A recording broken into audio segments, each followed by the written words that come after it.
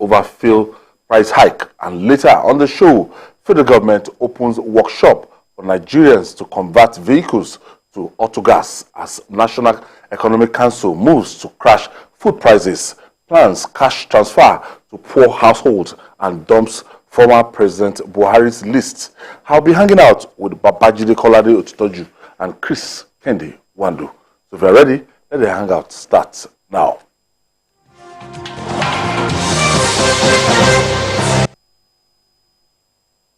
Let's begin the show with a war on economic saboteurs, which is as critical to Nigeria as that of insecurity, as part of their onslaught against crude oil thieves and illegal refineries in Niger Delta.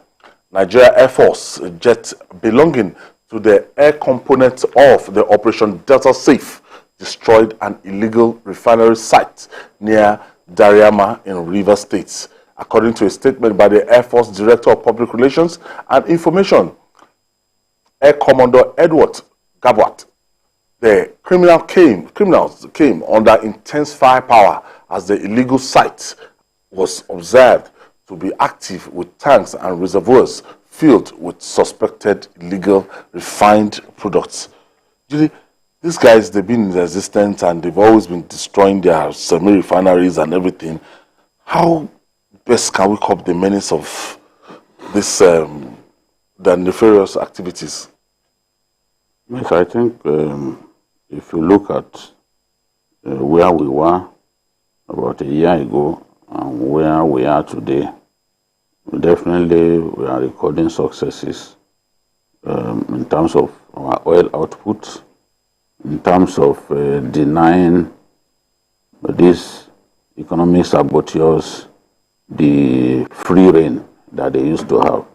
Because before now, they operated with reckless abandon, believing that they could steal crude oil without restraint. But now, things have changed. Even our oil output has gone up when compared to where we were about a year ago. The oil output has gone up, so we will be able to make more money than we were making some years ago. So, under the canopy of Operation Delta Safe, the Nigerian Air Force is assisting surface troops to deal decisively with these elements. And everywhere the Air Force has credible intelligence that there's an active illegal refinery, they go there and drop their bombs. If the refinery is not active, it means it will be a waste of time, wasting expensive munition on them. So once it is confirmed that the refinery, the illegal refinery is active, they will move in, and that's what they've been doing across the Niger Delta. You know, the goal is to get these guys to go and do something else. You can't be stealing from the rest of us and believe that you are doing something that makes sense. No. Once they are, in the past, if you destroy a refinery, they will move to somewhere else. They will relocate from that area. But right now, the Air Force is going after them every part of the Niger Delta, every part of the oil-bearing communities of Nigeria. I'm confident that our oil output will begin to grow, especially when you consider the fact that we are also using other measures to identify pipelines through which illegal theft of our oil is being carried out, and vessels that are used to siphon our oil and take our oil to Europe and America are also being identified and destroyed, as we saw 2 weeks ago. So we are making progress in that area. But you know, it's going to take a while before we can say we put these guys out of business. Because of it's any business that has high profit margin. People would rather die than give it up. Again, looking at the trend is not something that you can just say there will be a kind of conspiracy from the military to the NNPC to the guys that are culpable for these things. They are not just ordinary guys. They have sponsors, they have financiers. So that means a government must have the political will to deal with them decisively. Exactly. The stories we've had in the past that there have been some kind of connivance between security agencies, people like the NNPC, local leaders, and the rest of them within the Niger Delta for you to effectively put this in place. Because putting up a refinery, no matter how small it is not a day job. It takes time. You move in equipment. If you're moving in equipment, either you're moving through the sea or through the road, people will definitely see you. And most of these things are also localized. So the new approach by the Nigeria Air Force is a welcome development to me and for me. But I also have my challenges here and some of the issues that I look at. One, first and foremost, how come that some of these young, in as much as you can look at this as modular refineries, but the fact is that they refine and there is petrol, which they sell. How come they could do this and we as a nation, as a government, cannot be able to, you understand what I mean, put up our own refinery and make our own run? These are young people that are being creative criminally, I will say. But they can put up to this, and most of these things, if you go to some of these local areas and see those boys, most of these petrol stations, that is where they get, in the rural area, that is where they get the petroleum products that they sell. So if they are able to do this and refine this, how come that the government, our own government, in as much as we say that, oh, government has no business in business, but it's a fact that our own refineries, the one in Warri, the one in Kaduna, the one in Port Harcourt, the two in Port Harcourt, none is functioning, then that something is wrong. The second one for me is that, yes, it is good to destroy, it is good to bomb, but there is also an environmental situation on this. Yeah. Because when you bomb, then you're going to have pollution. And we have been talking time and time again that part of the problem we've had in this area is, one, apart from the pollution, is also the pollution of the environment. You understand? So if you destroy those refineries, whatever they are called, you see some of these things seeping into the waters, destroying the ground to pollute the area. So what do we do to be able to manage this? I know that the contract was signed. Let's look at what is happening in Ogoni. I know that the contract was signed some months back for the cleanup of Ogoni. Billions and billions of naira were released. But till now, nobody can tell us effectively whether that cleanup has, you understand, has really occurred. So why we are going ahead to destroy in order to dissuade these perpetrators of this evil, let us also look at the challenges that comes with it. And that is the part that is more important as well. With bated breath, Nigerians await the verdicts of the 2023 presidential election petition courts after parties adopted their written addresses ahead of the judgment of the courts. The presidential candidate of the Labour Party, Peter Obi, has warned against distracting the judiciary from doing justice to the petitions.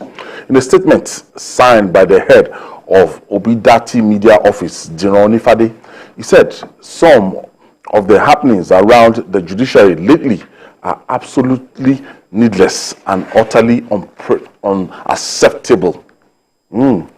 They've adopted their last, what do they call it? Written address. Written addresses, all the political parties that were involved in this thing. And any moment from now, the court will communicate a date for the judgment proper. So they've gone, everybody. I think they still have to address the open court. Okay. After the. They still have to address the open court. The lawyers, that's their written this thing. They have to make that submission. Yes. Okay. I think if they do that this week. Because some of what your opponent has said, you need to get given the opportunity to counter it. The judgment won't come immediately. They still have time. But it's called cross-examination. Cross-examination. No, is that no? No. When you fight and they say something about it, then you come back. There's certain issues that to be asked. Go ahead. Go ahead. I know that they will still ask questions about what you said in your own final address. Okay. That's what I'm saying. The party will be able to react. So we've not reached the point where you can say they are waiting for judgment. Okay. No. and they still have a bit of time. So, I think till September 10 for the 180 days. They will still come and address the court. I think what Obidati should do is talk to their own members while talking to members of other parties, because it will be hypocritical of them to claim not to know that some of what the Peter Obi has even complained about, you got to blame their members for some of it. The blame has got to be shared, and there is no way you can exculpate the Obidati group from some of what is happening. Remember when the judgment in respect of the vice president's alleged double nomination came up. Justice Okoro accused some people of using the social media to intimidate and call judges' names. The man who could not win his polling unit in Zaria famously went on television to tell judges not to even show up at the inauguration ground. You remember? He looked into the camera and was saying that the CJN and others should not go to the inauguration ground. That if they that's an official responsibility. That if they did it, that they should not inaugurate an illegal president. So it's like when you Nigerian politicians, the more you look, the more you look at them, the less you see. There's an attempt to make it look like, oh, we are the chaste people, we are the Puritans, we are the ones whose hands are clean.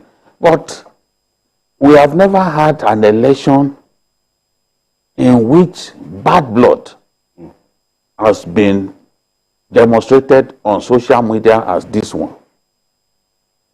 And the Obidati group cannot claim that it is clean, because we've had people who even told Obi, why don't you talk to your people? So this thing about intimidating judges, distracting judges, those who, I'm happy that he mentioned, or that they mentioned what some people claimed happened, that a judge decided to resign because they wanted to force him to give judgment to someone in the executive. And in writing it, they said, believed to be Bola Ahmed Tinubu. If that is not distraction to the judiciary, what else can be defined as distraction? That thing was not true. But the way it was written, reading it, you would think that it was true. Even me, with all my years in the print media, I looked at the thing, I was almost wrong-footed. So I was just waiting. Then later they said, no, this thing didn't happen. No judge resigned. No judge resigned. Now, I was shocked. Apart from that, they also claimed that Bola Tinubu and the CJN, yes, that they spoke on phone. Before then, remember, they claimed that Bola Tinubu and the CJN had a meeting in abroad. Yes. Yes. At the time when they claimed that that meeting was taking place, the man was even attending mosque here in Abuja. It was photographed attending from mosque. His office. They didn't stop at that. They claimed that Wike took some judges on the same panel, and they took them abroad for the purpose of bribing them. Who is that judge in the thick of this their work, who will leave the work and then travel abroad? Politician. So those are the things happening. Now, because of the desperation, I think some people have misled themselves to believe that judges determine how they rule on matters before them based on what they read in the newspapers. Judges are supposed to decide matters based on law, based on point of law, not what we are saying about ourselves. We can argue among ourselves. It's our opinion. It shouldn't bother judges, but somehow these politicians have come to the conclusion that, look, if we say put this in the paper, it will affect how these cases are determined. That is what is leading to all of this. When Lanepekun said, if Tinubu is denied the presidency, or the presidency is taken away from him just because he didn't get 25% in Abuja, that absurdity could lead to chaos, to anarchy. But in interpreting what he said, including their agents and the print media, what they've been saying is that he said if it is legally taken off Tinubu, that if the Presidential Petitions Tribunal legally takes the mandate away from Tinubu, that it will lead to chaos. The question to ask is, if I win 36 states, and I'm very confident that this matter will be resolved by during this trial. If I win all 36 states and I don't win, and I don't win Abuja, or I didn't score 25% in Abuja, does it make any sense to take my victory away from me? I think that was the point that the man was trying to make. But again, it was twisted.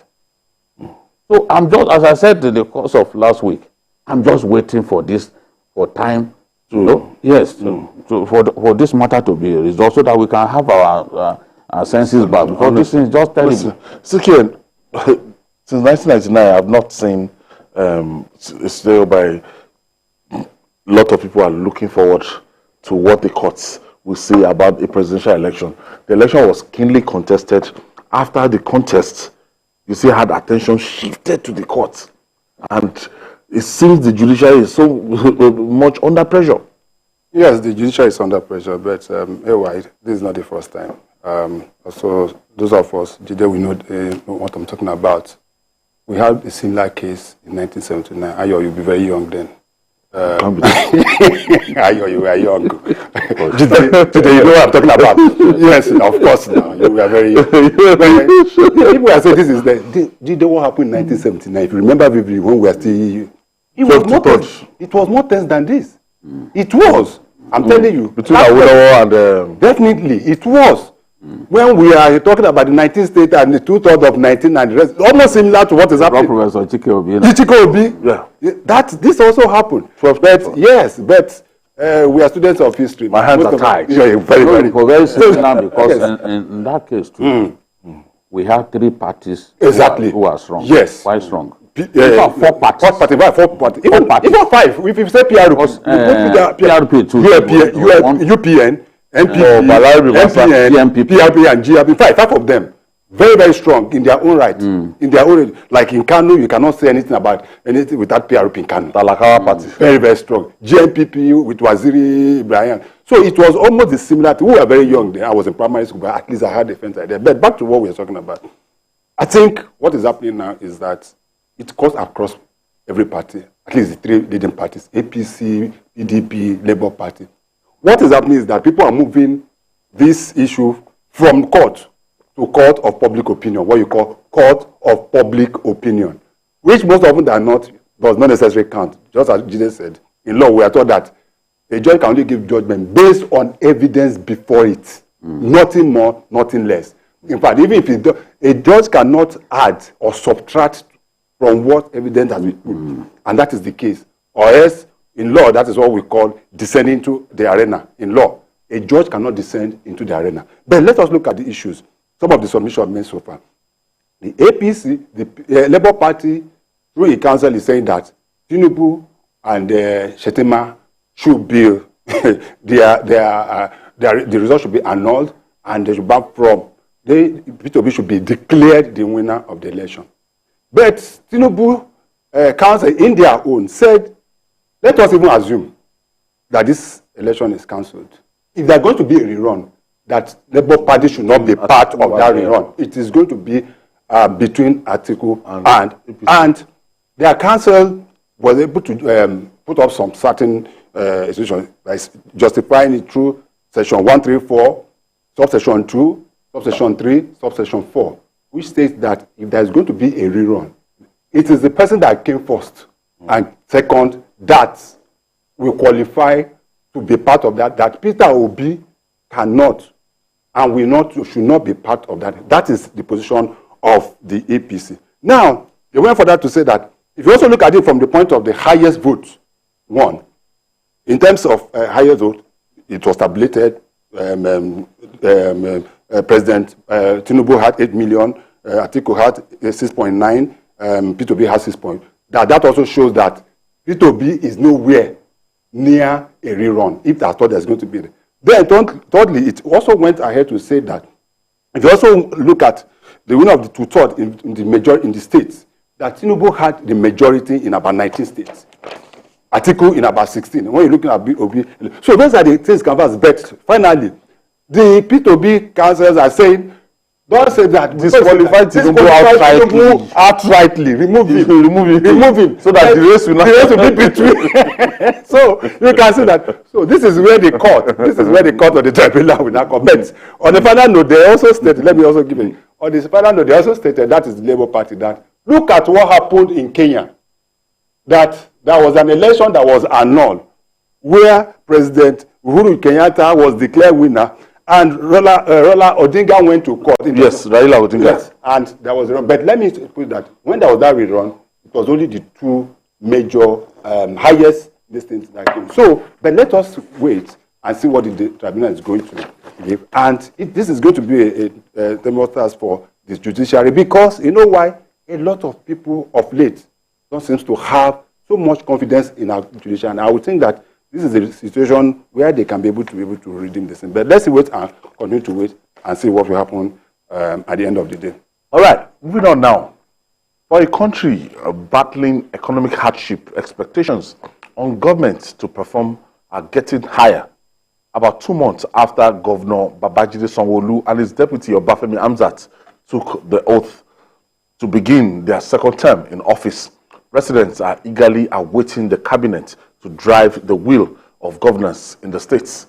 They say a state as cosmopolitan and complex as Lagos deserves a functional cabinet to drive governance and economic development. Jide, Lagos since 1999, they've had very, very vibrant cabinet, and most of the players in that cabinet, they are looking forward to take over the federal level right now. And after that time, we have Fashola, we had Ambode, and a lot of people, after the federal cabinet, they look up to Lagos to be able to get a cabinet that will consolidate on the achievement of previous administration. There's like a timeline for Lagos, a working document, and they're pursuing their goal of excellence. So the first time of Governor Babajide Sanwo-Olu, we had some guys that were actually outstanding and some guys that we expect that should ordinarily return. Okay. Yeah, you know, I'm happy that the National Assembly amended the law to stipulate that within 60 days of your oath of office, you must form a cabinet. And in sending the names of your nominees, you must attach portfolio. I think this is one of the best laws that the National Assembly has come up with in the recent past. There is no reason why a governor or a president who knew that he was going to contest for election, contested, and won, will get the nation to wait for 6 months before eventually naming his cabinet. So I think this issue has been taken care of and is cascaded to the states as well. So governors of states know that they too must comply. So as we await Mr. President's I think Mr. President should have list this week. By early this week. Hopefully before Wednesday. Hopefully before Wednesday. Mr. Governor in Lagos too has to form his cabinet. He has brought back some of his aides, like Gawat, like Akoshile. our brother Chief of Staff Akoshile. brought back his chief of staff, despite some people saying that he will not come back and all that. I think the governor and the deputy chief of staff brought him back. So now, the business of running the state is not for the governor alone. The governor can only do his best. He needs able lieutenants. And Lagos has always had them. When adversity looms, we see the stars amongst the Lagos cabinet coming up to show the stuff they are made of. When we had Ebola, Jide Idris showed that he's a master of his art. And then we had COVID-19. Professor Akin Abayomi. Oh, what class decision. I once said on this program that I could never have believed that he would even come home and work for his country. But there are people like that. Akin Abayomi came, outstanding. And he became a reference point in terms of the remarkable way he dealt with this problem here in Lagos. And Lagos also set the agenda for other states as per how to deal with this situation. Yes. So you need, if Lagos gets it wrong, you always need the right people to man critical, to give man critical portfolios, because when push comes to shove, you know that those are the people you rely on them. And the world never forgets such people. Because whenever they are talking about our defeat of Ebola, Jide Idris may be quiet where he is today, but people will remember the role he played. And the man who brought him to office will also not be forgotten. It's the same thing that we've seen with Professor Akin Abayomi.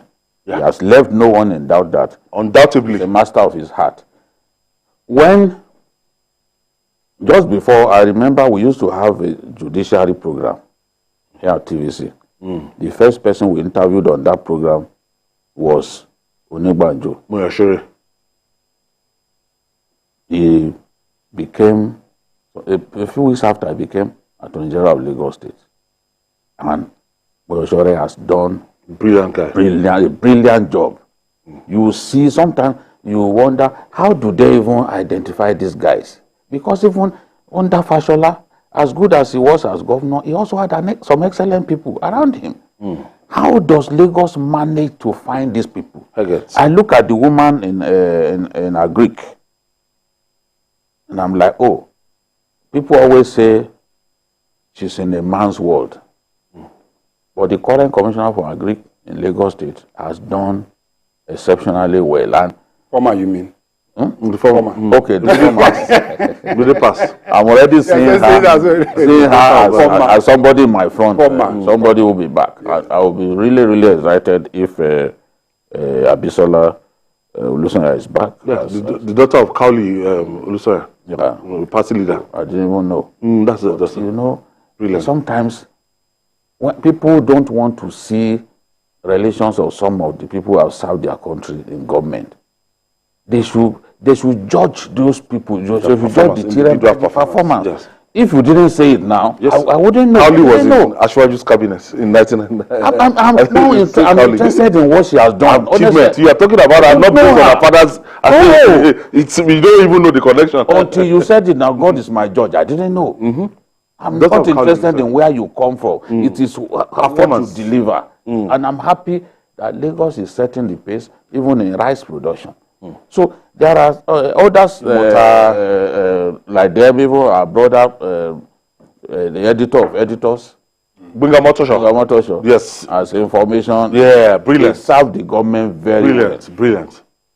If the governor is talking about people who helped him to manage crisis, to reach out to the news, to achieve fame and name as governor, then a good number of those guys, I know, I'm not the only, I don't have all the answers. I know that you also have your own idea of some of the people. Yes. Talking in terms of our brother. Lagosians who want to see those commissioners, those essays who are done very well brought back, so that the good work or taking Lagos to the next level can continue. Talking in terms of that, I think Tuji Bello might have to step up. He might no longer serve in Lagos State, but he did excellently well. The Environment Ministry, and for a long time with his experience, bringing on board Joe Igbokowe as SA Drainage, and he did very, very well. Yes, we're still talking about him.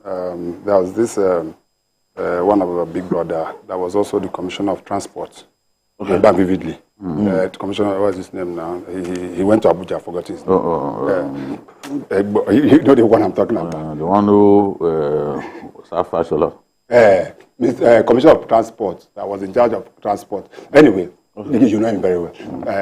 He went to Abuja and also performed very, very well under the FCT. Oh, Kaido Okwefa. Of course. So those are that's under Fashola. Yes, under Fashola. So we are looking at Eco.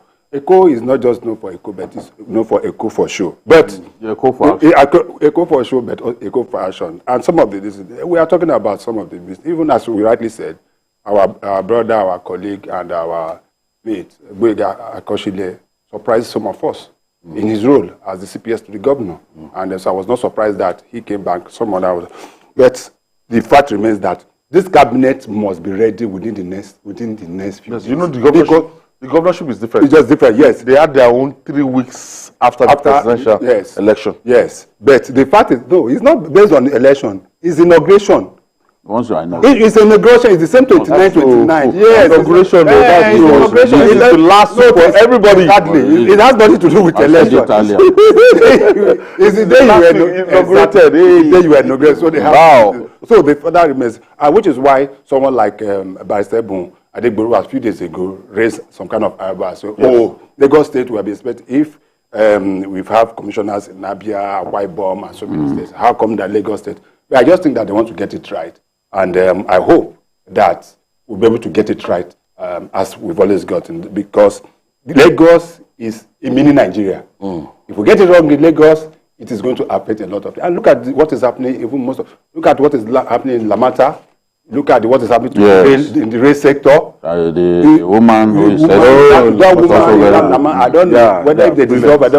That is a very brilliant woman. Somebody have done so well. So let's give Governor Babajide Sanwo-Olu to the end of this week and see what it comes up with. Don't forget that the deputy governor was the one that held the Ministry of Works. Yes, he was commissioner for works. Yes, he was commissioner for works. He was commissioner for science and tech. Yes, you know, so he held those portfolios, and everywhere you put Amzat, the brilliance in him shows up. Intelligent. He's just a man so good at what he does. Some people are so blessed. Give them any job. Yes, no less publicity. No airs around him at all. Just a properly brought up man with a fantastic head on his shoulder. And I also wish that we also have more women in that cabinet. Okay. That is my I said it earlier. Some of the women in that cabinet. Some of the women. Most of them that were given. Yes, the Commissioner for Education. But education, the woman in education. Yes. Some of them have really performed. So since after the special advisor to Kumba Wahab, of course, my kid brother Tumbosun Alake. Okay. Doing very well. Did very well. Innovation and technology. Yes. We need what Tokumbo has done. Tells us clearly that when we give young people a chance, they want to show that they can do it. They are the ones saying they've been neglected. Now, try some of them with these roles. Let us see what they've come up with. Tokumbo has shown that, look, when you give the young people a chance, they are inventive, they are forward-looking. They just want to achieve great things. So the governor will need to look at giving some of them, some of those young people, more roles to play. Even the physically challenged. Yeah, they are part of us. Yeah, we have to give them a chance. Integrate them. Still talking about science and tech, Akim Farm, Anna Fear, Legacy, Home Affairs, you know, the proper Lagosian. So it shows in the performance that these guys have come. And the governor is... Young guys. Apart from being gender sensitive, the governor is also conscious of religious purity. And Abdullah, and our special advisor on Muslim matters, I think has found a way to get Muslim Ummah to key into what the governor is doing. There are so many people who have done well in Sanwo-Olu's government. We can spend a whole episode talking about them, but I know that the governor will do what's best for the state, will come up with the right people to take the state forward. Cabinet. Yeah. All right. Nigeria appears to be a sort of crazy place following rising prices of virtually everything in the country. A hike in tuition fees in schools will definitely attract anger. The Academic Staff Union of University, ASU, and students of the University of Lagos, UNILAG, have kicked against increase in school fees payable in the institution, which is now between 100,750 naira and 190,250 naira per session. That's 1 year, depending on the courses of study for returning students. Medical and dentistry students are paying the highest. Fresh undergraduates will be paying between 126,325 naira and 190,250 naira, depending on their courses of study. And apart from hostel accommodation and various departmental levies, also the Unity Secondary School students will now pay 100,000 naira as tuition fees, following decision of the federal government to increase it from 45,000 naira. This is debatable, and since we've seen this, and some people have started saying, tertiary institution, that UNILAG will be paying 100,000 naira, and saying that, oh, this is quite high. Some parents might not be able to to afford 100,000 naira from 19,000 naira. You know, we politicize everything. When this thing came up, some people screamed, oh, Tinubu has come to kill us as a people. You know, first and foremost, the decision to hike those fees were made even before this administration came on board. If we check even the letters, the dates on them indicate clearly that this decision was taken before the coming of this administration. The only thing you can blame him for is that, oh, why didn't he reverse it? But what is there to reverse? We have a situation in which tuition fee in UNILAG for 20 years remain just 19,000. 19,000. And some parents, leave me. Some parents who are paying just 19,000 in a rarefied university like that, of that stature, they will pay 1 million for the same student to get accommodation just outside the school. Just across the school, 1 million as accommodation. It's the same thing happening in my school, my own school, University of Ilorin.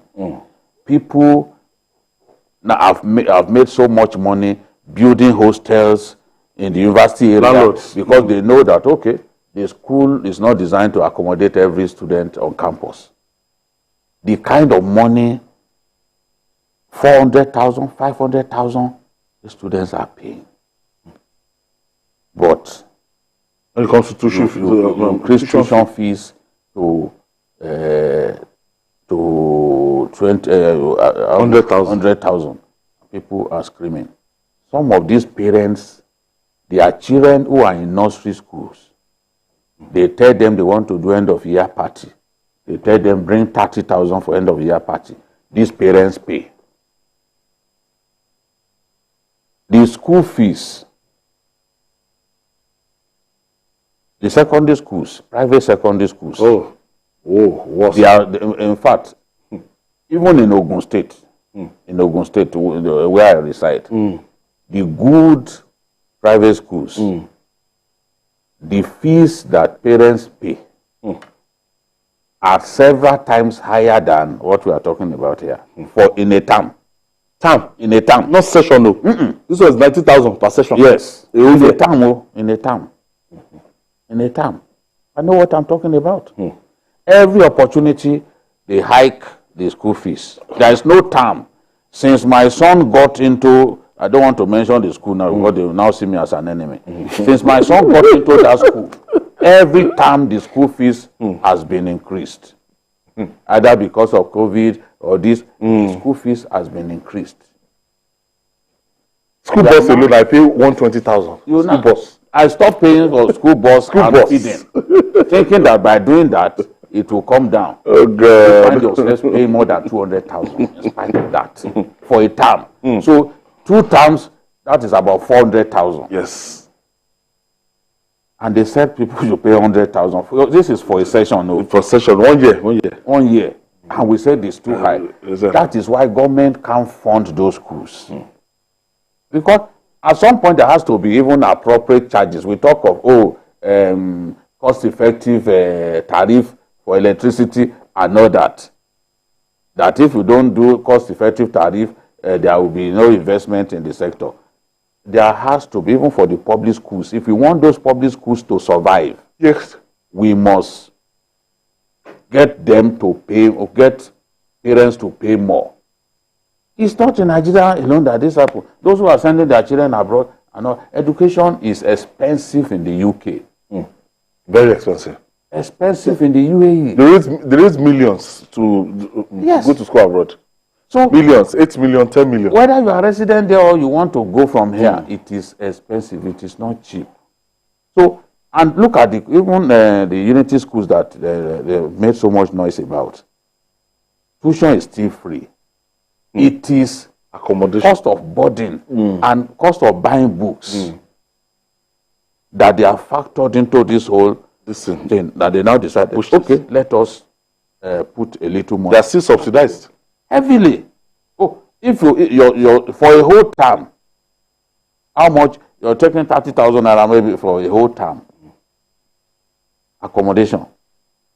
Before now, Lagos State, even its model schools, did they not increase?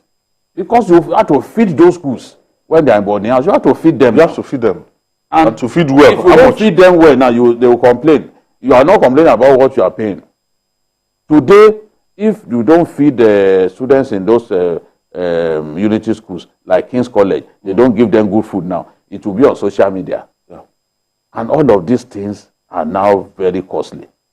So I believe that there's nothing wrong in government not substantially increasing, just minimally increasing the cost of 19,000 is not reality. It's not real at all. It's not 19,000. What is 19,000? With Nigeria of 2020. So again, when you want to look at it, if you go to a private school, private university in the same Nigeria, some people who read medicine go to schools like Afai Babala University, pay as much as 7 million naira per session.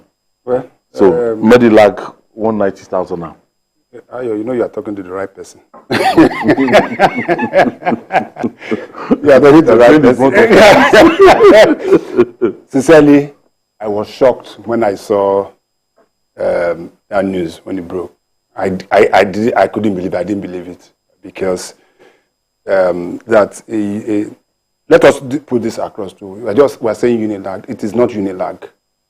It is all federal universities. So that we don't pigeonish wholly to that is only the circular. You know, everybody say it's Unilag. It's Pema, they say it's Unilag. It is not. It's the same circular that Unilag received, that University of Ilorin received. The same thing that Federal University of Technology of Estate. It is the same. It is the same circular because the VC said it. It is the same circular to all the that a university student in a federal university is paying less than $10 or $20 per annum. Is something I can't believe. Yes, we say education per annum. Yes, per annum. Yes, per session. We say yes, education should be subsidized. But is it like this? In fact, the transportation that takes you from where you are coming from to the Unilag is no more than 18,000. Yes, now look at it. When you polarize it, yes, now. If you are going to school, you're going from home, you are coming. Is it no more than that? Then I can personally also say that that is why the standard for education also have been falling, because with this we are not attracting the best of lecturers. That is why lecturers are also complaining. Everybody is complaining. Look at it every day. ASU is saying this. Let us even look at the 100,000 naira. 100,000. Somebody, we are talking of medicine. You rightly said it. Come to my university. You want to come and read medicine? Read. Yes. We are talking about how much? You are talking? I'm talking about 4 million. If you want to read law, the law that's I'm talking, you pay not less than 2.2 million, 2.5 million per session. That is per session. That also that excludes feeding, that excludes accommodation. So if parents are now saying that, oh no, I don't think this is justified. Nobody should, right? The government has seen that education in Nigeria is one of the most highly subsidized across the globe. You can look at our people going to Ghana. No, just look at our people going to Ghana. Public schools in Ghana. Okay, I have a caller. Kazuka is calling us from Kaduna. Thank you for joining us. Thank you very much, Mr. Ayo. How it works? We are fine. We are fine. I'm Kazuka. I'm calling from Kaduna. I want to comment on the Unity School issue. Okay, go ahead. Okay. I listened to my brother there, Mr. Babajide. Of course, what you are saying here is very, very correct. There are so many schools, private schools, and even public schools that are paying higher than that. But I want us to look at it from this angle. What is government actually subsidizing for the ordinary citizen? No subsidy in agriculture, fertilizer, no subsidy in petroleum, even the educational sector that we think we are benefiting. Subsidy now has been removed. Not everybody earns as high as Mr. Babajide is talking about. There are politicians, there are people like him that are privileged to pay this money. But some of us that are civil servants, receiving maybe 50 or 100,000 naira, having 2 or 3 students in unity school, how do you expect this to cope? These are the things we need to look at. I agree, this was not, I heard about this rumor, even before President Tinubu came to office. But what we are saying is, look at the ordinary Nigerians. If we cannot subsidize education, for God's sake, what else can we subsidize for the masses? Thank you, Kazuka. Thank you. Let me respond a little bit to him. Look at, I have the circular in respect of those unity schools dated 25th May. So first and foremost, it's not Ashwaju that started it. Uniform for JSS 1 and SS1 is 25,000. That's the uniform. Textbooks deposit 15,000. Now, what is highest there is boarding fee, 30,000. They will feed your children for a minimum of 3 months. And accommodate them. You know? So, it is 30,000. Feeding and accommodation, when they talk of boarding, it is it's collapsed together. 30,000. So 30,000. And you are still saying they've not subsidized. Even electricity that we use is still subsidized. Yes. That's why they've been trying to move it to what is called the cost reflective. So that the private investors can. Yes, it's still subsidized. Get returns for their investment. So he's asking that, okay, what is government subsidizing? I just read to you now. Those unity schools, what they are saying, accommodation and feeding. If you are not a boarding student, if you are not a boarding student, you don't have to pay that 30,000. So this thing will come down. Stationery 1,000, ID card 1,000, sports, medical 2,000, vocational 1,000. Medical, yes, 1,000. You know, extra lesson 2,000 for a term. When 1,000. The people that I engaged to private teachers of my children, yes, I know how much I pay every month. Of course. Teachers in Lekki, all those private teachers that people engage in. Oh, do you know how much they earn? Thousands. Do you know how much? 200,000 just to give people extra lessons. So they are taking 2,000, and you are still saying they are not nothing is subsidized. Come on, It is until you find out before you know that indeed so many things are subsidized. If you break it down, you will discover that it's, as I said, this is no brain at all, as far as this issue is concerned. That's why there's no money to fund those. Old school now. The infrastructure is collapsing. So there is need. We need to. Education is not something we just take. We just look at something that it's government. It's not. To invest heavily in education. We must invest heavily in education, and we also must be able to help the government, because these children, our children, they have to get the best of it. How come that we are having graduates now that are unemployable? That is what you ask yourself. How come we are having graduates that are not unemployable? Some of them, you see some of our graduates, the quality is not. How do we get the best out of, when even the teachers, everybody is practically leaving the country because they are not being paid well?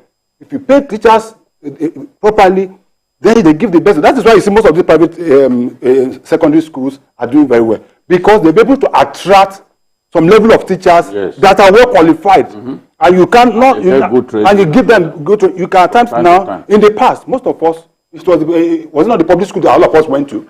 We went to the public schools, but you cannot dare put any of your child in a public school now because you know what will come out of it. Nobody's ready to do that. All right, we'll take this break. When we come back, we'll talk more. This is Journalist Hangout on Sunday. We'll be right back after this time out.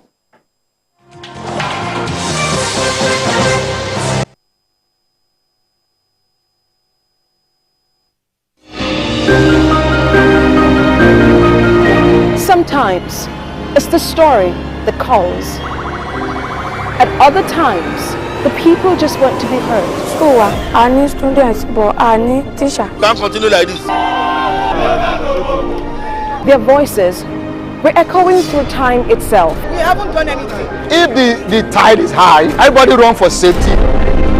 Their tears leave a sweet sour taste for all their demands, a familiar call beckoning for change. In our world, no one expects a disaster to happen. But when it does, we'll be there to x-ray all sides, from the east to the west, north and south. Community Forum will examine the oddities and challenges to economic development, as well as issues yearning for government intervention. Watch fresh episodes of Community Forum on Sundays by 9:30 p.m. only on TVC News. Never miss a moment. Instant breaking news from all over the globe. Live streaming of your favorite programs delivered directly to you. Watch anytime from anywhere on your mobile or smart devices. Download the TVC News app today. Available on Google Play and Apple Store. It's always a great morning on the TVC Breakfast Show. Thanks for joining us on TVC Breakfast. With the array of stories that matter and what's behind them. As you say, the first blow indicates the direction of government. Tell us what really is going on between your union and the federal government. Once it's generated, you don't use it, it's waste. We are not even sure whether we have a strategy for security. Are you saying that there was nothing wrong in that? Was he the one driving the taxi? Answer the question. Reveal your morning with all you need to know. Like the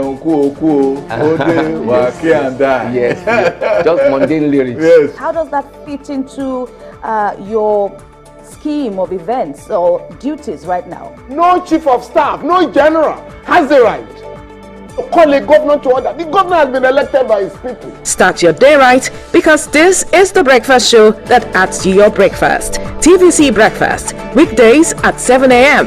only on TVC News. Thank you for staying with us. If you're just joining us, this is Journalist Hangout on Sunday, and I still have Babajide Kolade Utitoju and Chris Kendi Wandu in the studio. The tireless governor of Borno State, Professor Babagana Zulum, has continued where he stopped in his first term in office. In his characteristic style of governance, Governor Zulum paid a surprise visit to the General Hospital in Goza and expressed dismay over lack of electricity and poor condition at the facility. The governor, who went to the hospital at midnight on Saturday, said it is unacceptable that a critical healthcare facility like that lacked basic amenities such as electricity. He, however, ordered the immediate commencement of rehabilitation works at that hospital. Governor Zulum going to a facility at 12 midnight and then Goza can't be said to be too safe. The man is a beast. Honestly, he's a beast. I don't understand. He was not even meant to go there. He went to Bama. Everyone knows that Bama, the Bama road is a dangerous road. He decided to go to Bama. And from Bama, he just made up his mind, okay, let me go to Goza. Because he didn't sleep in those places, he still came back to Maiduguri around 2, 3 a.m.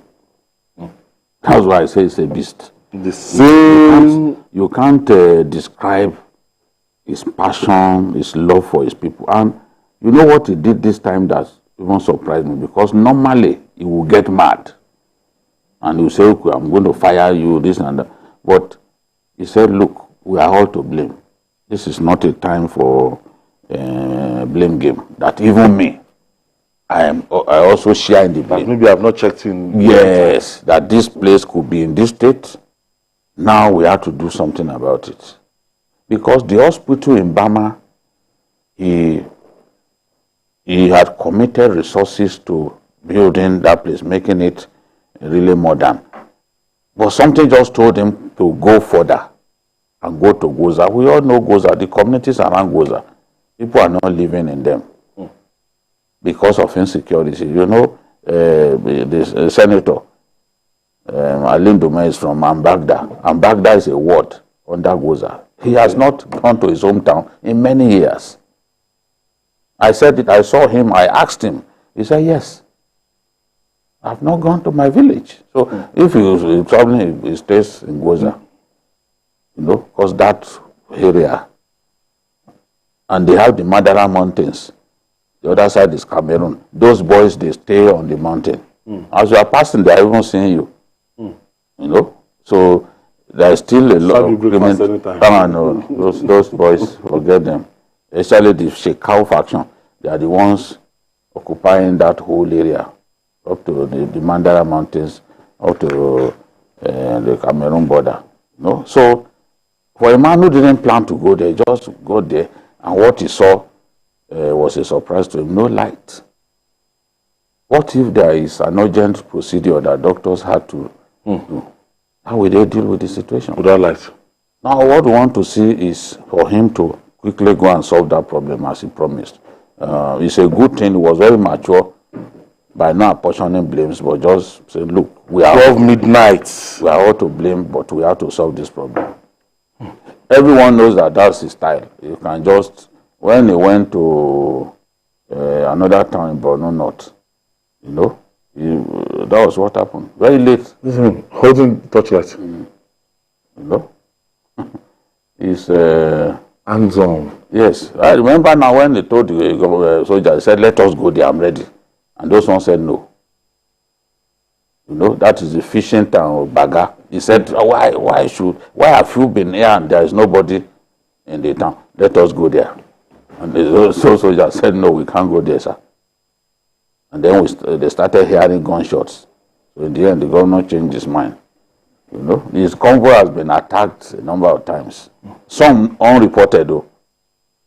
I'm telling you this, and he's watching me. I'm sure that he knows I'm saying the truth. His convoy, there were occasions when his convoy was attacked and it was not reported. So as not to strike fear in people's hearts, but he's a governor extremely committed to his work, and I think, like a true Muslim, he believes that only God permits a life to be taken. So if he gets killed in the process of working for his people, so be it. He's the son of a Muslim cleric, so I can see that fearlessness. His faith is very strong and he's fearless.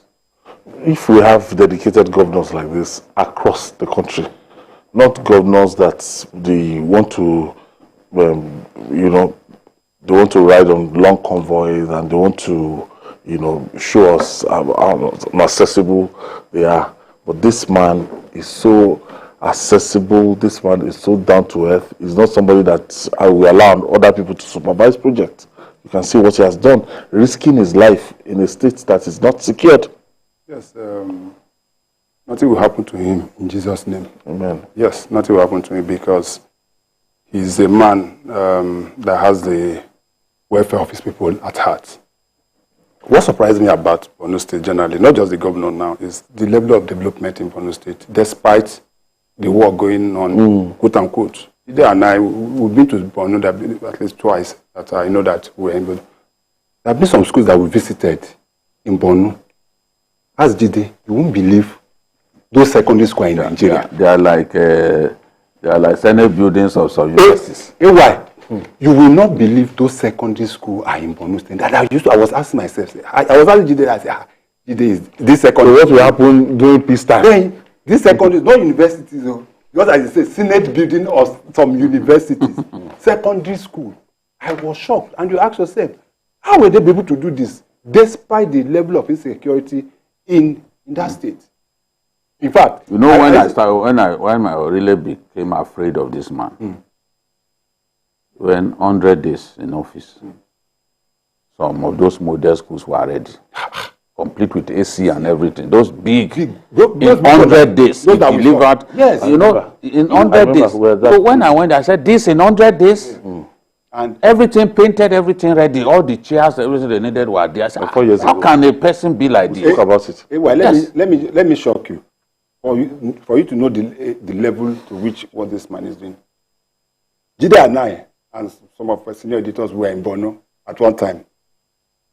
We told the chief of army staff, I'm not going to mention him then, that we want to have a tour. Jide, you remember vividly? He said it should take us here to Sambisa. No. He said no. No. He said no.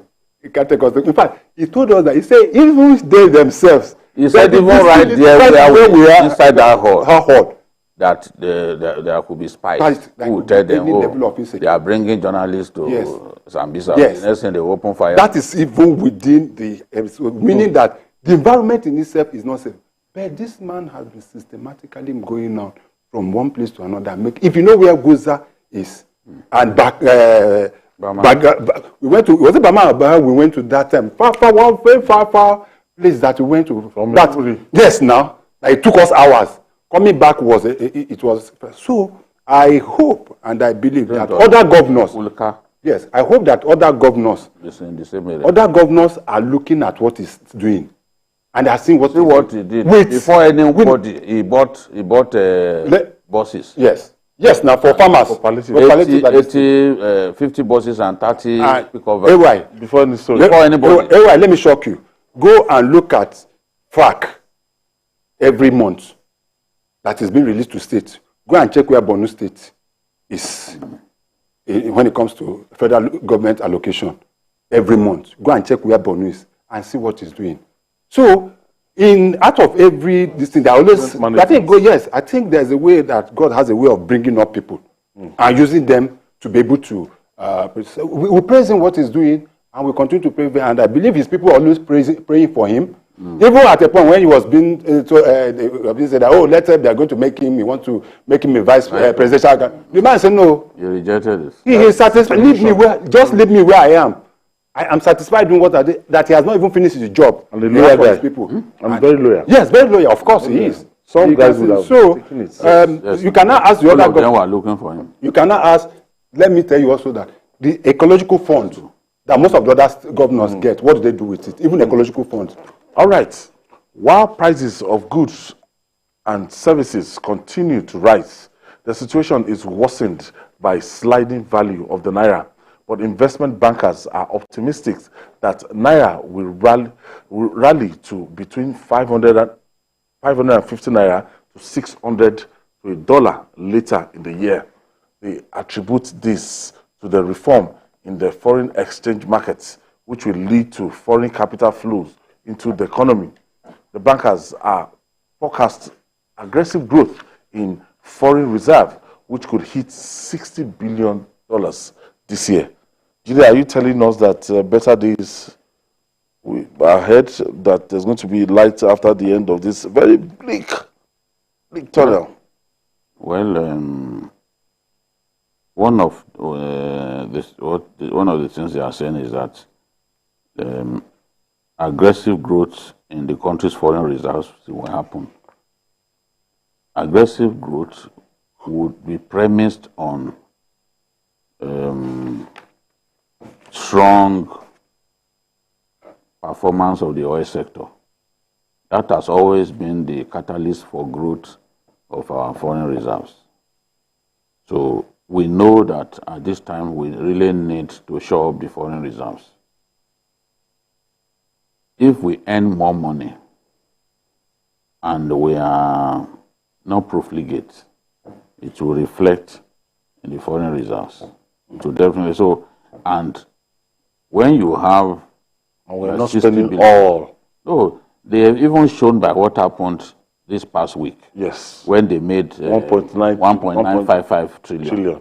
And they told themselves, came together and said, no, let's share only 907. They shared only 907 among the 3 tiers of government. For them to have that unanimity, I really praise them, because if it was in the past, they would say, no, they don't agree. They went to court. They went to court to stop Okonjo-Iweala from saving money in the sovereign wealth fund. They went to court and showed actually that shall be distributed. Yes, they showed it. Those governors now, because they needed money. And whenever we even have some money in the excess crude account, they will insist that Jonathan should share it to everybody, especially for elections. Federal, state, and so on. There's no country that is serious and run by serious people that will insist that there should be no money saved for the rainy day. You've got to save for the rainy day, because when adversities come, it is what you have saved for the rainy day that you can use to attack the problem. But if everything you just share everything. And the bulk of what is shared gets looted. How do we come out of it? So I know that this policy to refloat the naira is, rather than sustain the subsidy in the foreign exchange market, it's a good policy. You can't take away subsidy for petrol and keep subsidy in the foreign exchange market, because that's not the real value of our currency. We are just like, we are deceiving ourselves. It's like we are living a lie. Now, what the I&E window is a credible platform. Everyone that wants to trade in the currency, go there.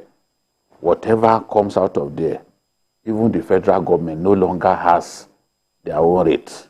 You know, in the past we have CBN rate. We had for pilgrims. We have for people going to school. Nothing like that anymore. There is a convergence of the rates, convergence of the market. So ultimately, as I've said before, we are going to suffer. But our currency will find an equilibrium at the end of the day. And the good thing is that the international community will see investing in Nigeria as something that makes sense, because government interference will have been removed. They always like it when you are not dictating this, dictating that to them. So hopefully we will get there. But a lot of Nigerians will say that whatever goes off in Nigeria, that look, that this thing might lead us to 1,000 naira at the end of the day. But from this report now, you know that it's okay if it's 500 to 600 naira. I want to be optimistic. I want to be an optimist on this. As of today, the naira is about 830 to 850 to $1. That in itself is a very huge problem. Coming from 850 to about 600 by the end of the year, I don't know how they're going to do it. It will be a very tight one. It will be a tough call. I've never seen it happen in Nigeria. And if we put the right things in place, probably. But beyond just the naira, try to remove the official rates and windows, and the rest of them are collapsing into one. The issue is that we have to be able to earn more foreign exchange That is where the dollar will come, not by removing the rates from the param. No, we have to export more. We have to be able to export more. It could be our crude. It could be agricultural products. It could be in the areas of mining. It could be in the area of IT. We have to be able to sell. How other countries be able to cushion this effect and be able to is when they end their exports. But if we continue to be an import-dependent country, as we are now, why? No matter whatever we do with the dollar, it will remain the same. So for us to be able to come to that, fine, we're already doing well. I agree. But look at what is happening, even within the market. Why? Have you heard how much the etiquette, foreign etiquette is now? Have you known that people are finding it difficult to even be able to send money to their children? They are schooling abroad. That will have the serious debt of the dollar. Seriously, that everybody is now going to that big market to source for dollars. But it's like there's something I don't know whether you have yourself and have seen it. Some of the bank of recent have been seeing them sending notice to us that you cannot use your card. I don't know if you're using that. You cannot even put dollar in your domiciliary account. Dollars abroad, you can use your card for 3,000. All those. This was what was not happening before. Yes. Because there was a point, it was even limited to about $20. At a point, it now became zero. So yes. So if that is what is happening now, then there might be. Spend your card abroad. I have not tried it because let me tell you, it's why. I was time I went to Dubai with this kind of I went there and I was almost stuck. Because I collected my card here, my bank told me, yes, I can use it there. I got to Dubai. The first place I tried to, they say, nothing. Second place, in fact, I was lucky that I was not arrested. That means that something, they say, you cannot use there, you cannot use it. I think what CBN is trying to do is to put the dollar in as many hands as possible so that we don't go after those retailers who will now inflate. But the CBN has withdrawn the licenses of about 2,000 BDCs. I'm sure you are aware of that. And the market responded to that. The value of the naira jumped in response to that. So how long that can last, I don't know. You see, there are countries that rely on a single product, yet they earn so much. Of course. The problem with us is, even for we are unable to even meet the target that OPEC gave us. We are not earning enough. A lot of what should go to us is actually going to oil thieves. Angola and Libya overtook us. Libya, a war-torn country, overtook us as Africa's biggest oil producer. It is because, so if everybody is making money from what is going on in Ukraine, all oil majors, Nigeria is not making money from it. What should even have come to us, we even spend some of it on subsidy. So I believe that if we sort out the issue of oil theft and our oil output improves, if we're able to match our quota, we'll definitely earn more foreign exchange, and perhaps their prediction would come to pass. We just need to earn more. All right. At the moment, Nigeria appears enveloped in economic gloom, and something drastic is expected to change the situation. Following hike in the pump price of petrol, members of the organized private sector expressed fear over possible shutdown of businesses and job losses. The president of the Manufacturers Association of Nigeria, Francis Meshoye, said the unpredictability of fuel price hikes will take a toll on manufacturers who already have to readjust their budgets to cover the added cost by removal of fuel subsidy. Quickly, this is not the best of time. We don't have lights, and power supply is not constant, and people will have to buy fuel to, power their generator. The manufacturers, this is not the best time. Yes, everyone has to readjust their budget. Even here at TVC, had to adjust our budget. If you made your budget on 700 naira to $1 template, you know now that projection has been thrown out of the window. So, and that's the way it is. For example, some companies paid one-off inflation allowance. They call it something like inflation support. Some form of allowance that supports. But the inflation is not one-off. Now, they did that, and shortly after they did it, fuel price hike happened again. In such a situation, what do you do? What do you do? Something that you just wanted, and at that time, people were happy. Oh, they've done it.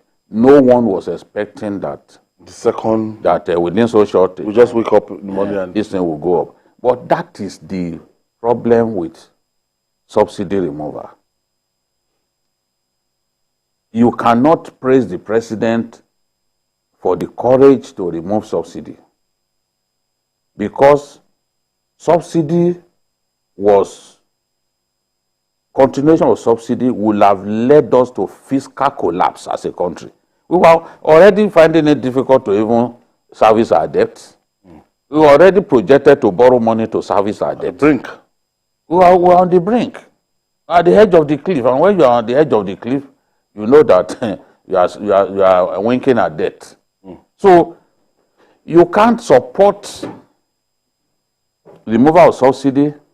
You can't see it as a demonstration of courage, and then because of the ill effects of it, because this hike of the ill effects of it now, the fact that our people, more and more of our people, have been pushed into the poverty line. You will now say, oh, I hate subsidy. That is the height of hypocrisy. You must be able to stand by what you supported. Yes, you may not have thought that it will lead to this level of suffering. But again, we had been warned by the former CBN governor that this will be difficult times, that the next administration, that he hopes that those coming even know the extent of the problems that they are going to inherit. So, look at where we are. Every time, it was on Sunday here last week that I said we have not seen the worst. Every time oil prices go up, we will face this kind of problems that we are facing now.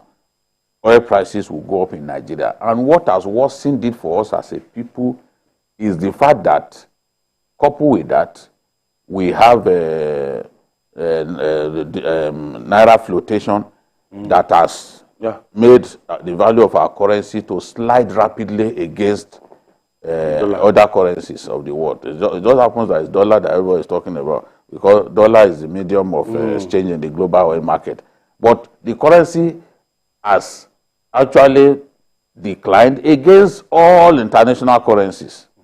Whether it is CFA that we use. Somebody was telling me that the Republic of Benin CFA is now more than a Naira. Yes, now. That's why even some of the farmers in the north, it pays them to push their produce across the border.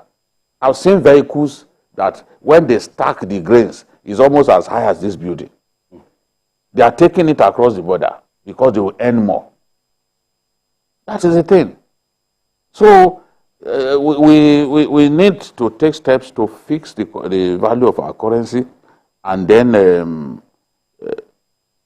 come up with palliatives. Without it, if anyone thinks that, oh, of course, we have to also let everyone know that the value of the oil prices can also go down. There was a time it came down to 30. When we had recession, that time when we had recession, it actually came down to 30. So it can still come down. When it comes down, they will still sell to us at the prevailing global price. So the notion that anything that goes up in Nigeria cannot come down. No. With oil prices and with subsidy removed, since we are relying on market forces, it will still come down. I'm confident that it will still come down. We can. Yeah. For manufacturers. To start with, for manufacturers.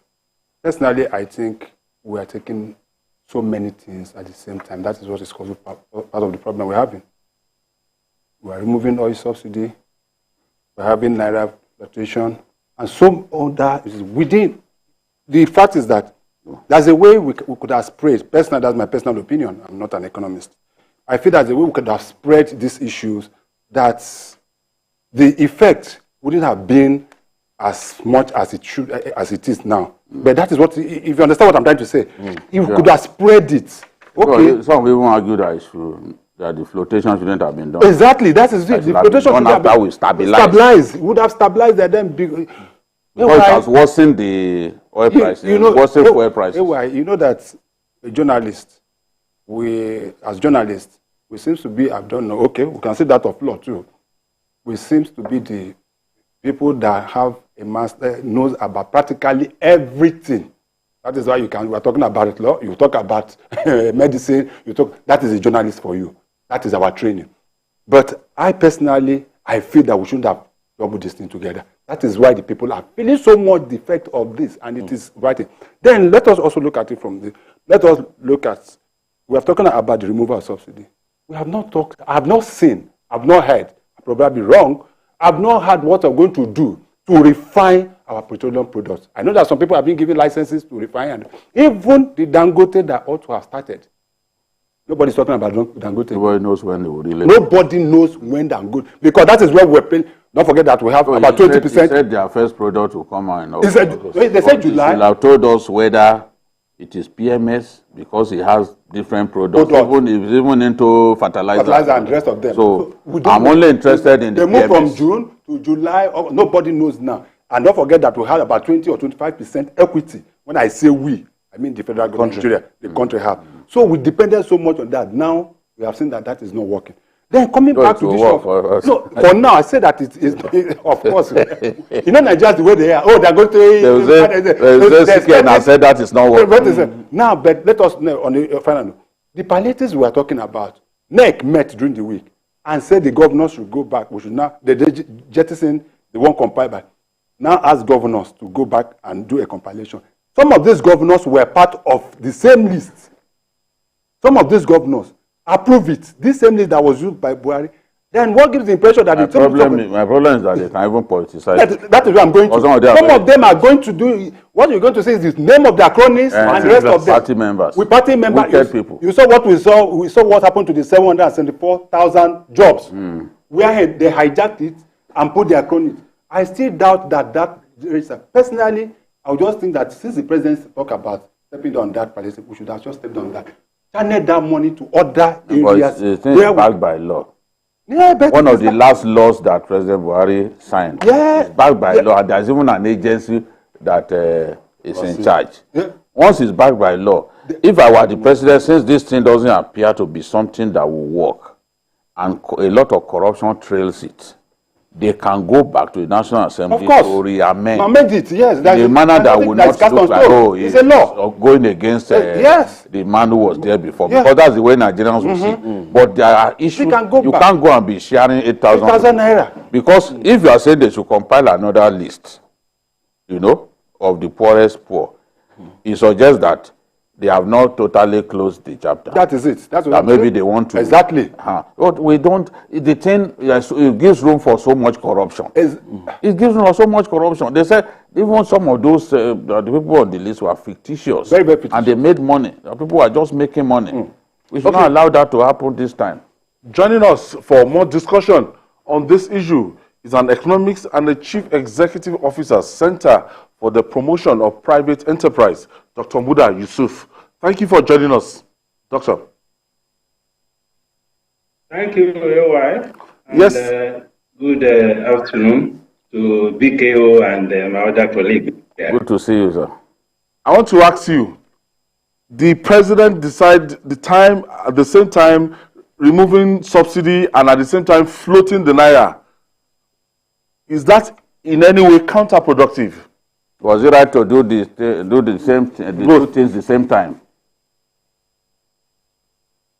Well, I think there is nothing wrong in doing the two at the same time. What is important is how we manage each of those compartments of policy. And let me say upfront that globally, even in the best model of a market economy like the US, subsidy exists. Subsidy in itself is not a bad thing at all if there is effective targeting of it.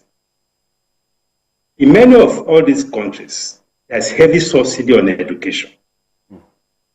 There's heavy subsidy on health, although most of them lean towards health insurance, where the healthy subsidizes the sick. There's heavy subsidy.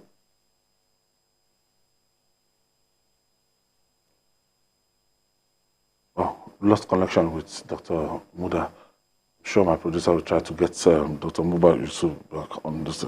So subsidy is not the real problem here. Government can subsidize some sector. So there are still some problem. I must say that often. And in managing an economy, you must take account of the core objectives of economic management. In managing an economy, there is the commercial or profit objective, which the private sector focuses on largely. When you are in business, what you want to make is profit. There is the economic objective, which both the government in partnership with the private sector will pursue. That's about job creation, about infrastructure building, about productivity, and things like that. Then there is the social objective, which is exclusively in the purview or the domain of government. So when we are managing any economy, we have to balance these three. We cannot afford to leave the economy entirely to market forces. No. I'm a strong believer in market economy. But we need to define boundaries.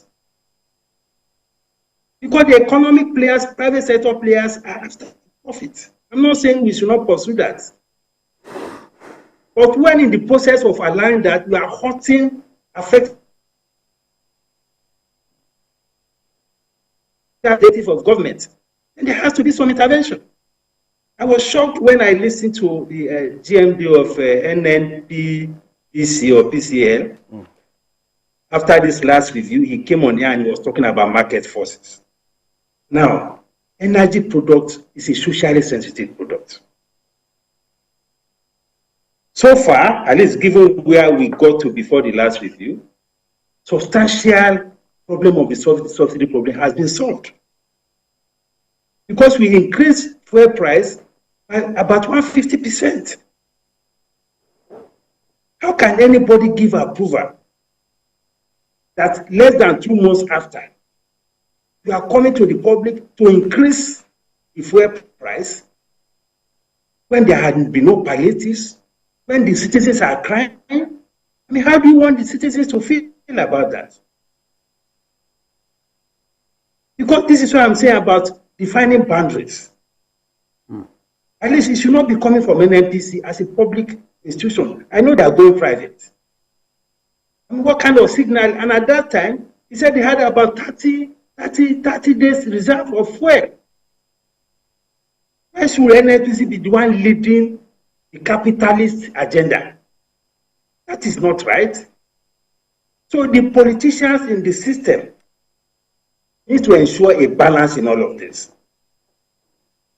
They need to ensure things that are politically expedient, things that are socially expedient, and ensure that we have a balance in all of these things.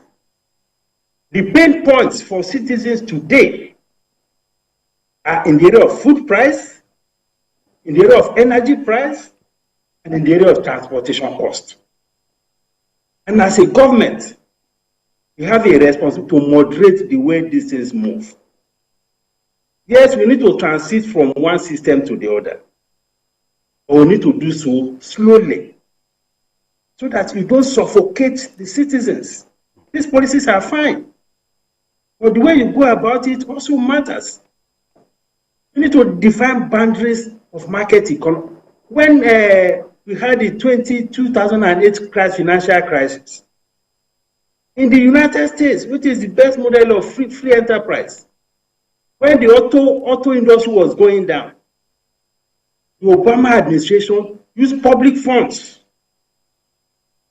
billions of dollars, to salvage the auto industry. The airlines.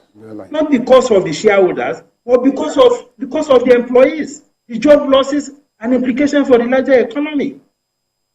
And after 1 or 2 years, they recover and they pay back the money to government.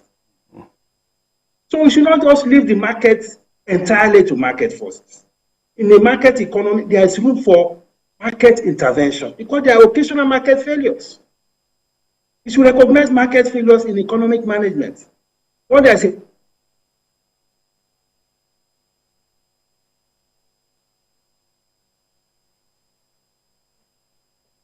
Since of last time, okay, network problem. It's making a lot of sense there. Because we say the way it is. You know, there's a point that I made there that you said you have supply for 30 days. The supply that you have for 30 days must have been based on previous price, the previous pricing template. Why have you suddenly gone up? I think this is a question that journalists need to ask the NNPC GMD, because our people simply can't. Okay, Dr. Yusuf is back. Yes, there was something that you referred to, sir. Are you with me? Yes, there was something you referred to earlier, that the same NNPC alluded to the fact that it had supplies for 30 days, which means the supplies that it had must have been based on the old pricing template. So why can't they sell at the old price and give the people some breather before implementing a new price regime?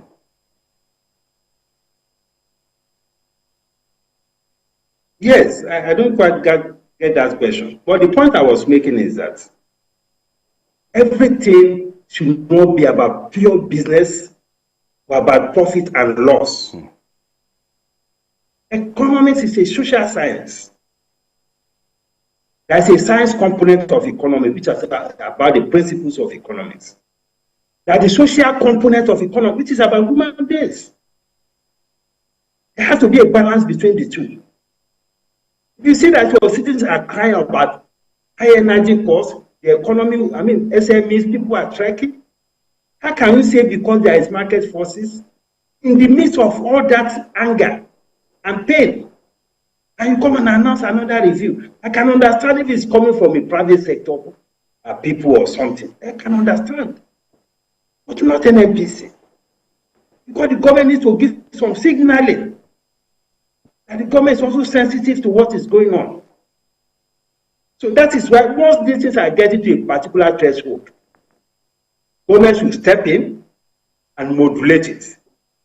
If we need to use part of the savings that we are getting from all these reforms, rather than dumping everything for people to share in Abuja, let us use part of those savings to modulate the prices. So that we don't suffocate the citizens. The same thing with the foreign exchange. I know that you have had some discussion around that. Once the exchange rate is getting to a particular threshold, the CBN should have a mandate to intervene to ensure that it doesn't go beyond this threshold. Of course, depending on the amount of reserves that is available. So intervention is very, very key. And we have been talking about palliatives. It is not everything that is about the government distributing money or distributing something. There's a policy dimension to palliatives. Right now, import duty on buses is about 30 or 35%. What is wrong if the president gives a straight order, go and reduce import duty on buses by 50%? Do you know the impact that will make? And we are talking about CNG. What is wrong in the president coming up with a policy, instructing the customs that anything that has to do with CNG, either the machinery or the kit, remove all the import duty, remove all the taxes, remove the VAT, so that the private sector can go in there. You don't have to be waiting for government. But if you give the right kind of policy incentives, things will begin to happen even before the intervention of government. That is the way things should go. If you need to subsidize the CNG kit, machines, everything, if you need to subsidize it, let us do so.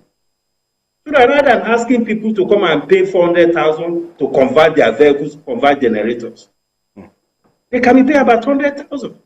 Because in the long run, it is better for everybody.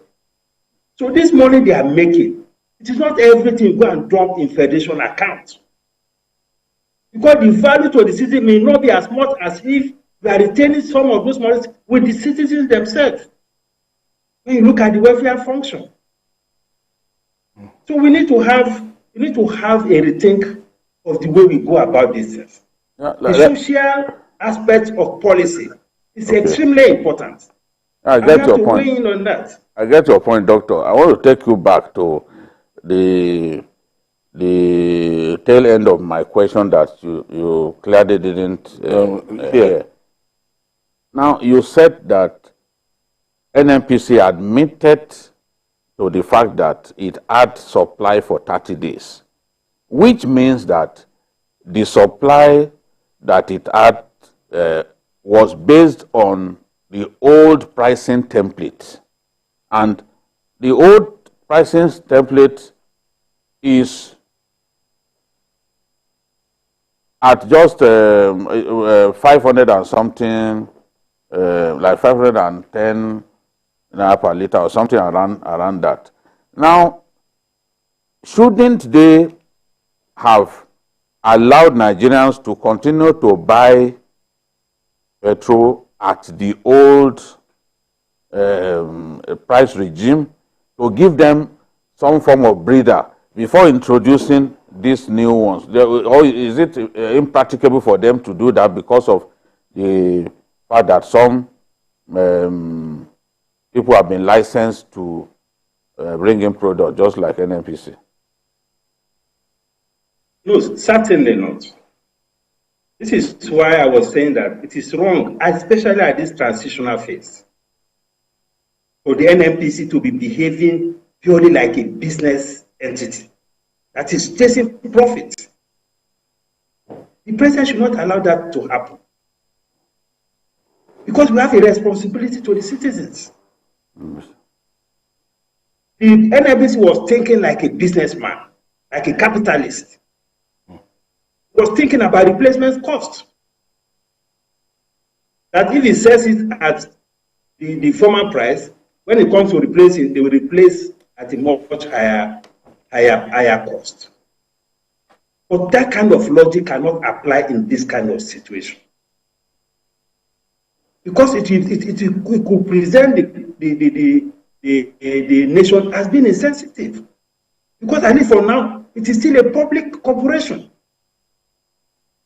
That may not necessarily crowd out the entire market, but at least it gives a very good signal that okay, this is the case. NNPC continues at least to, in line with the social objective of government, continue to sell at this price. We cannot compare that to the kind of subsidy burden we are carrying when we are selling at 195. That level of control is still manageable, is still tolerable. If I were the president, I would not allow that to happen. I would not allow it. And allow at least things to at least stabilize a bit. Let me even deliver the palliatives. Let the people see what it is before you begin to increase price again. So there has to be boundaries. And I cited the example of the US. Once energy prices get into a particular level, yes, the government itself comes into it. They release reserves, they waive taxes, they do all sorts of things. Because the economy is very sensitive, the people are very sensitive to energy prices. The same thing with food, the same thing with transportation. That's why I was talking about all this tariff on buses and all of these things. What does it take the president to direct the customs? I said your tariff on buses, 18-seater and above, I'm cutting it by 50%. The private sector people, the companies, the transporters, governments, local governments, state governments, they can buy it easily and flood the system with these buses. That will help the supply side of transportation.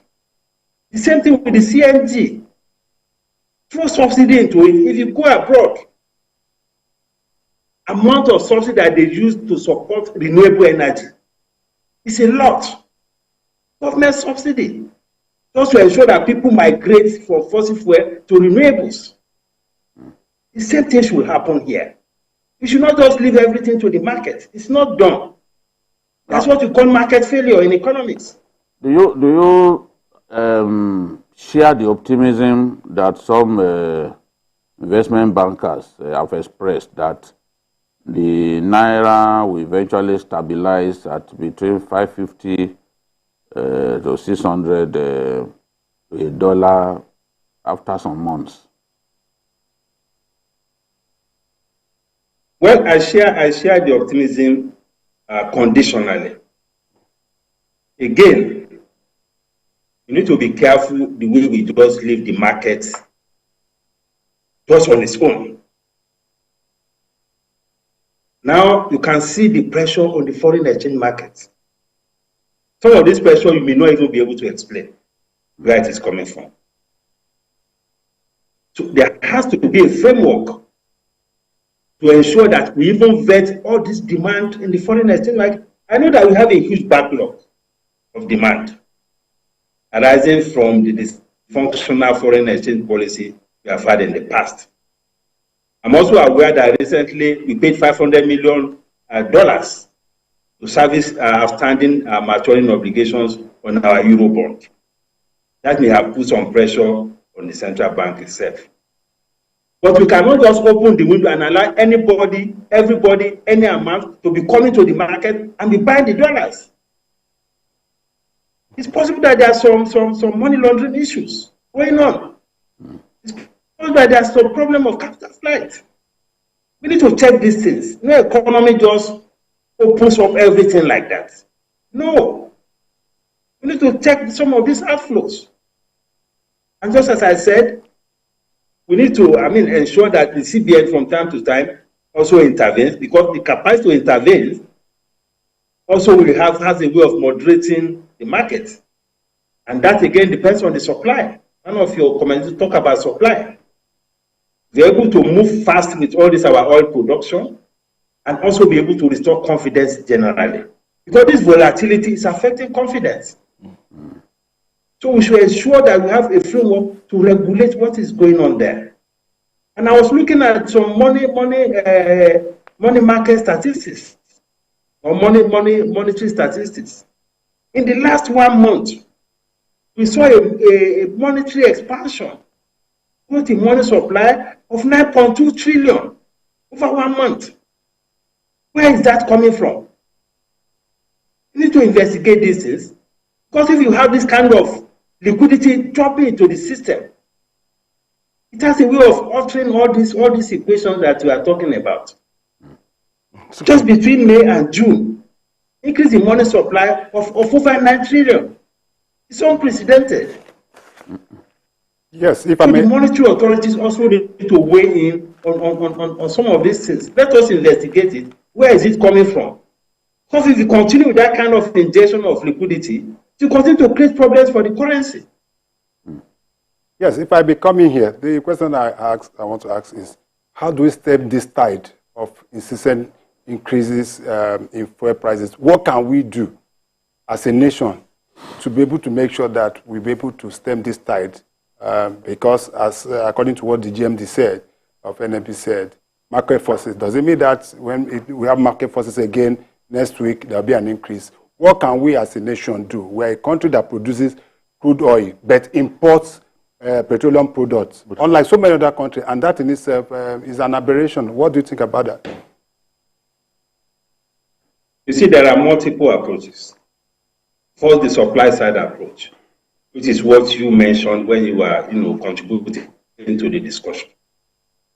What are we doing to accelerate this domestic refining of petroleum products? What new incentives have you put in place to encourage more investors to come into the space? There has been nothing on the table yet. I think our biggest anticipation of hope is on the Dangote Refinery, which we are told between August or September it will come on stream. But there has to be fiscal incentive, because I'm a strong believer in using incentives to drive the economy. Because when you put out the right kind of incentive, it's the private sector will take it over and they will deliver results for you.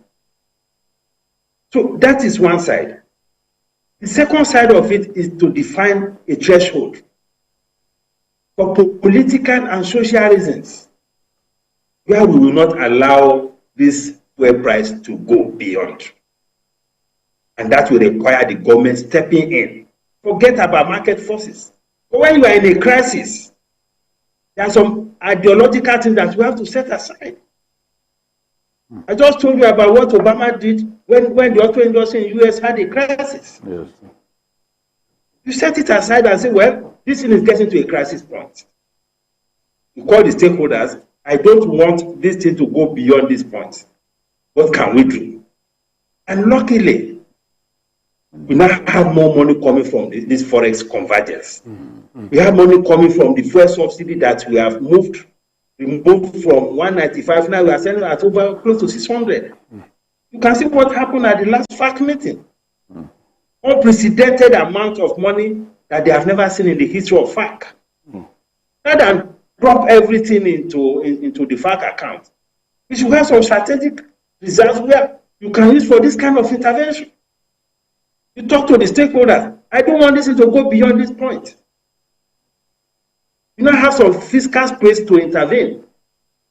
And you ensure that it will not remain high forever. Oil price will not remain high forever. Yes.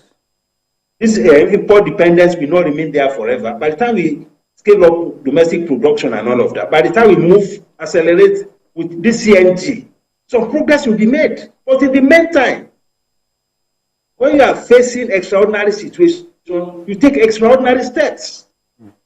For the NFD to come and be telling the citizens that because of market forces. In the face of all these social problems, no, the president should not allow that. Please. Oh, I think we have to leave it there. Anytime you talk to Dr. Muda Yusuf, it's always very illuminating. I want to thank you, Dr. Muda Yusuf, the Executive Officer of the Center for Promotion of Private Enterprise. Thank you for your time today. Thank you very much. Thank you. Thank you for the food for thought. That's a good one. I don't know. I think everything he said is the truth. Everything he said. I like when Nigerians speak like this. It shows clearly that he wants the government to succeed. I remember those auto companies in the US in Detroit. Yes, 2008. Yes. No? Yes. Even the aviation. They had to, even after 9/11. Yes. People did not want to fly. And it was going to crash the airline industry in the US. Yeah. And you know what that means? It's the US that Boeing has its home. That's where they build their planes. So the government was not going to allow that to happen. The government subsidized the aviation sector to save it from imminent collapse because people are not flying. So there are times, even at the peak of market forces and all that government has to come in. And so I've always described petrol as a security product. See, petrol is a time bomb. Our people take to the streets today, it is because of the power of petrol. This dress that you are wearing is a petroleum product. Yes. It's a product. The transportation impacted terribly by petrol. Power. Diesel. Power impacted by it. What's it called? Connected to everything. Food. Everything. Food. Production. Food security. To bring food tied to everything. Petrol. So that's a sector that has to be handled with utmost care. Because at the snap of all encompassing, people can take to the streets. people on the streets in Kenya already. Yes, of course. Because the president introduced some reforms. The people that don't want to kill us. Yeah. That's the way the ordinary man will look at it.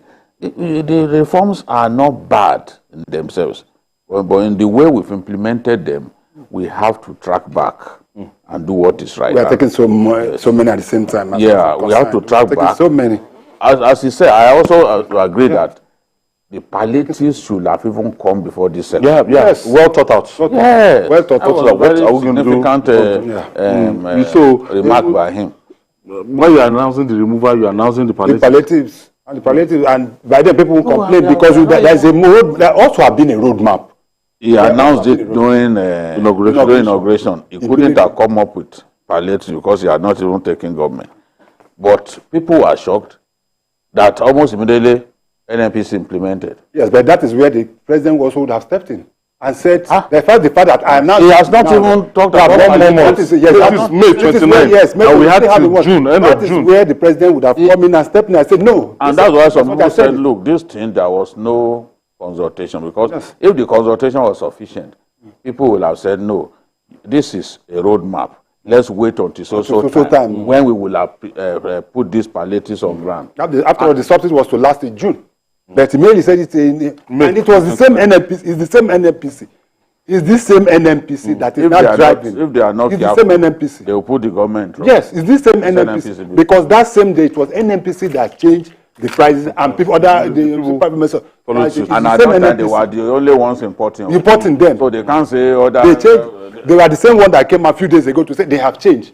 And before you know it, every other, NNPC shouldn't be allowed to be the driving force because it seems that, yes, you know that the fact is that NNPC have been privatized. And that's a fact. But yes. But Chris Kendi, not an issue to be. Thank you. Thank you for your contribution. Thank you. And the Metro himself, Babajide Kolade Otaju. Thank you for your contribution. And that's our offering this Sunday. Join us tomorrow for the regular episode of Journalist Hangout at 5 p.m. You can watch the repeat broadcast of this episode tonight at 11:30 p.m. We're on YouTube, youtube.com/TVC News Nigeria. I'm Ayodele Uzubakun. See you tomorrow and God bless Nigeria.